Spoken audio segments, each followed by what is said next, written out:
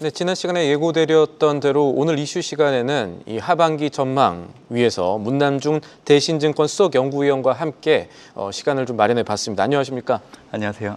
예, 지금 가장 핫한 이슈부터 좀 점검을 해야 될 것 같습니다. 중동 휴전이 완전한 리스크 오프가 되는 거냐, 그러니까 리스크가 완전 사라지는 거냐 아니냐가 조금 중요할 텐데 중동발 불확실성 일단락됐다고 보십니까? 어떻게 보십니까? 과거에도 그렇지만 중동의 기정학적 리스크 자체가 오래 가진 않았어요. 항상 일단락되는 모습들이 확인됐던 부분들이 있었고, 최근에 이제 이란 같은 경우에는 이제 미국의 공습 이후로 과거 패턴들을 놓고 본다고 하면 중동 내 미군 기지를 공격한 이후로 더 이상 확전을 위한 행위들을 하지는 않았던 상황입니다. 과거 2020년 1월에도 그때 당시 군부를 장악했던 실세를 드론을 통해서 폭살을 했을 때 당시만 놓고 본다고 하더라도 이라크 미군 기지 두 곳에 대해서 10여 발 정도 미사일을 공격하고 나서 더 이상 하지 않았던 부분들이 있었기 때문에 주후반으로 갈수록 중동의 지정학적 리스크에 대한 불확실성을 좀 낮아지려지는 있다라고 생각을 하고 있고, 중요한 거는 이란의 정권 교체에 대해서 미국 행정부가 터치하지 않겠다라는 암묵적인 얘기들을 계속 거론하고 있기 때문에 아마 이런 같은 경우에는 이번에 공격을 했기 때문에 명분을 가졌던 부분들이 있고요. 그리고 앞으로 미국과의 협상에 나설 여지가 상당히 높아졌다라고 저는 바라보고 있습니다. 알겠습니다. 이런 상황에서 시장은 다시 금리 인하 가능성에 주목을 하고 있습니다.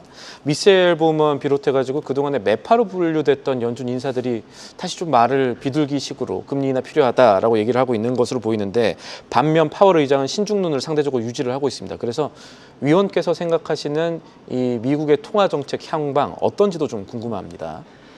미국의 금리 인하는 상당히 늦춰지고 있는 상황이라서 개인적으로는 좀 연준이 금리 인하를 빨리 단행해줬으면 좋겠다라는 바람이 있습니다.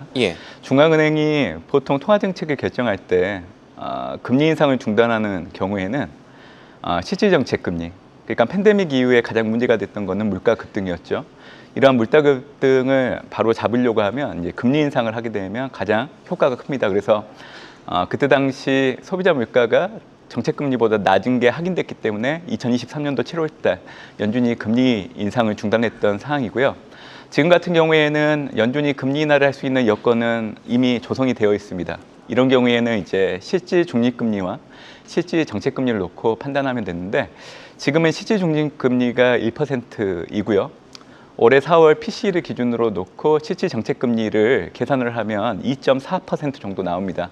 그러니까 실질 중립금리보다 실질 정책금리가 상당히 높은 구간이기 때문에 제약적인 환경이 계속 이루어지고 있는 거고, 이게 임계 구간을 넘어가 버리면 미국의 성장 둔화가 빠르게 나타나면서 미국의 경기 침체 진입 구간이 앞당겨질 수 있는 여력도 있다라는 겁니다. 그래서 올해 들어서 트럼프가 파월 연준 의장에 대한 통화 정책, 특히 금리 인하를 압박하는 것 자체는 사실 틀린 얘기는 아니에요. 트럼프 같은 경우에는 특히 사업가이지만 부동산 업자이기 때문에 미국 경기에 상당히 민감한 인물이기 때문에 아무래도 빠르면 내년 하반기에도 들어갈 수 있는 미국 경기 침체를 염두에 두고 금리 인하를 압박하는 상황이기 때문에 아마 파월 연준 의장도 그동안의 고집들을 계속 피우지는 못할 걸로 예상을 하고 있습니다.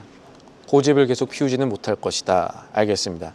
관련해서 하반기 글로벌 증시 경로도 좀 살펴보죠. 말씀하신 거와 비슷한 건데, 시장에선 타코라고 해서 트럼프 어버이스 치킨스 아웃, 그러니까 트럼프는 결국은 한 발 뒤로 물러설 것이다. 이 내용이 지금 회자가 되고 있고, 또 사실 문의원 리포트 살펴봐도 타코 장세가 온다는 표현도 있는 걸로 제가 기억을 하는데, 이 타코 장세의 디테일이라는 게 이게 중요할 것 같거든요. 단기적으로 보면 이제 7월 8일 날 미국의 상무관세 유예일이 끝났죠. 아마 그 이전까지 미국 트럼프 행정부는 두 가지 안 중에 하나를 선택을 해야 될 겁니다. 첫 번째는 상무관세 유예 기간을 더 연장하는 게 하나 있고요. 두 번째는 4월 2일 날 제시했던 각 교육국에 매겼던 상호간세율을 일괄적으로 50% 정도 할인하고 일부 국가에 대한 면제를 제시한 이후에 추후 협상을 통해서 합의를 해 나가겠다. 이 두 가지 안 중에 하나를 선택할 걸로 좀 보고 있는데, 최근에 베센트 재무장관 발언들을 놓고 온다고 하더라도 상호간세 유예 기간 연장은 기정사실화된 것 같아요. 그러다 보니까 저는 이번 달, 다음 달 이제 미국 증시에 서머 랠리가 도래할 수 있다라고 얘기를 해드리고 있는데 그 바탕에는 트럼프 정책이 후퇴되고 있는 부분들, 특히 단기적으로는 상호 관세율이 연장될 수 있는 부분들을 가지고 얘기를 해드리고 있죠. 그래서 간밤에 미국 증시 긍정적으로 좀 마감이 됐지만 1%대 이상 타 올랐죠. 예, 아마 다음 달 같은 경우에는 S&P 500 지수 기준으로 6,300선 수준까지도 충분히 올라갈 수 있는 여력은 있다라고 생각을 하고 있습니다. 지금 그러니까 우리가 7월 8일로 알았던 이 시한이 조금 더 뒤로 갈 것이다라는 게 전제가 되는 것이고요. 일단은 그 전제가 있다면 그렇게 더 랠리가 올 수 있다 보시는데, 그러면은 문 의원께서 보는 하반기 글로벌 금융시장의 핵심 변수들 또 어떤 것들이 있을까요? 얼마 전에 이제 미국의 ISM 서비스업 지수가 발표가 됐는데 예. 기준선 50을 일시적으로 하회를 했습니다. 팬데믹 이후에 미국 경제, 글로벌 경제는 제조업이 아니라 서비스업을 주축으로 성장을 해왔기 때문에 여기에 관련된 지표들을 확인하는 게 상당히 좋습니다. 사실 그동안 미국 증시 같은 경우에도 ISM 제조업 지수가 아닌 서비스업 지수가 확장 국면에 있었기 때문에 그동안 꾸준히 올라갈 수 있었던 바탕인데, 이 지표가 지금 기준선을 내려갔기 때문에 미국 경제가 트럼프 관세 부과로 인해서 심리가 서비스업을 위주로 이축되고 있는 것들이 좀 확인되고 있는 것은 나타나고 있는 것 같아요. 그래서 제가 5가지 핵심 변수 중에 가장 중요하게 보고 있는 것은 글로벌 서비스업 지수 자체가 확장 국면에 계속 유지될 수 있는지 여부. 그래서 한 번 정도 발표되는 걸 가지고 결과를 내기는 어렵고요. 3개월 정도 추이를 지켜보면서 저도 이제 모니터링을 해보려고 하는 부분들이 있고, 물가에 대한 시장의 인식이 상향 조정되지 않았으면 하는 바람들.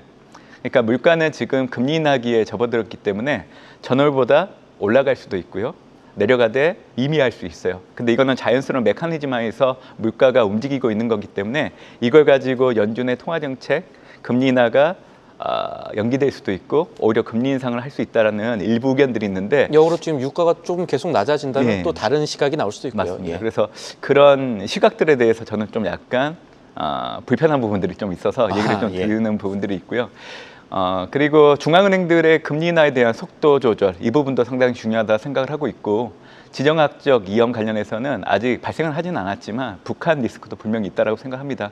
그리고 중국의 정책 당국들이 경기 부양책을 쏟아내고는 있지만 이게 부동산 시장의 회복으로 연계되고 있지 않는 부분들이 있기 때문에, 그래서 저는 지금 얘기해드렸던 5가지가 하반기 때 살펴봐야 되는 핵심 리스크로 좀 생각을 하고 있는 상황입니다. 지금 저희가 화면에 나온 이 자막들 화면 살펴보니까 불안감이 그래도 글로벌적으로 없지는 않은 모습으로 보이는데, 이런 상황에서 이 미국 시장에 대한 최선호 뷰는 일단 유지를 하시는 걸까요? 네, 저는 최우선적으로 가장 좋게 보는 국가는 미국으로 얘기를 해드리고 있고요. 예.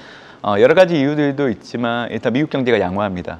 2022년도 2분기 이후 그리고 지난해 4분기 때까지 미국은 연율 기준으로 분기별로 2.7% 성장을 해오고 있는데 잠재 성장률을 1.8% 상회하고 있기 때문에 미국 경제는 양호한 상황이고요.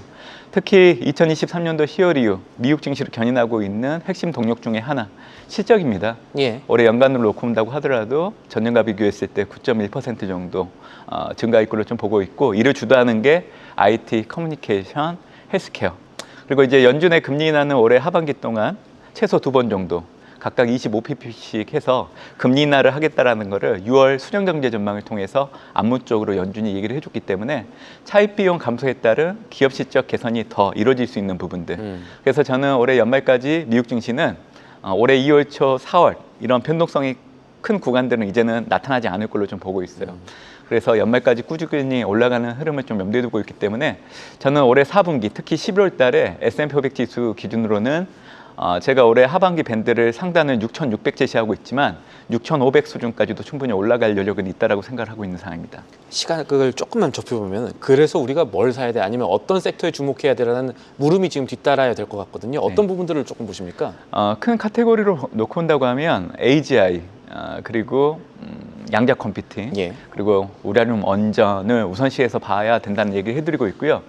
앞으로 트럼프 행정부는 자국 우선주의를 중심으로 하기 때문에 앞으로 미국 섹터, 미국 기업만 좋아질 수밖에 없습니다.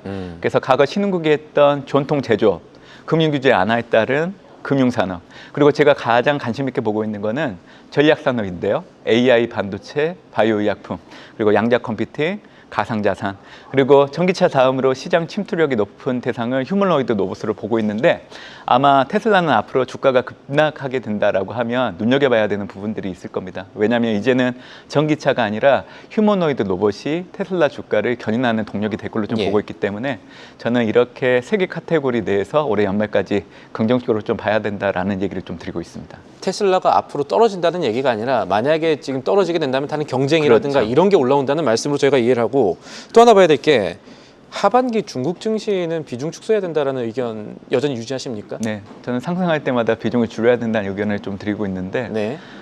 경기 부양책이라는 긍정적인 요인들도 있지만 중국 경제가 해결해야 되는 구조적인 문제들도 염두에 둘 필요가 있습니다. 그래서 박스권 장세를 좀 염두에 두고 있고요.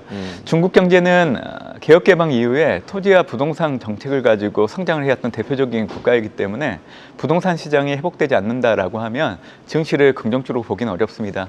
올해 같은 경우에는 중국의 70대 도시주택 가격이 다시 둔화되기 시작을 했기 때문에 결국 여기서 우리가 확인할 수 있는 대목은 경기 부양책이 일시적인 모르핀 효과로 작용할 여지는 있지만 구조적인 요인까지는 아직 치유하기에는 한계가 있다는 걸 좀 보여주고 있는 부분들이 있기 때문에 일단 중국 증시에 대해서는 신중한 입장을 고수해야 되지 않나라는 의견들을 좀 얘기를 해드리고 있습니다. 알겠습니다. 오늘 말씀 여기까지 듣죠. 투자적으로 도움되는 부분들이 많았습니다. 지금까지 도움 말씀의 문남준 대신증권 수석연구위원이었습니다. 위원님 감사합니다. 감사합니다. 계속해서 다양한 경제 이슈를 알고 싶다면 구독과 좋아요, 알림 설정 부탁드립니다. AI 캐스터 권미정이었습니다.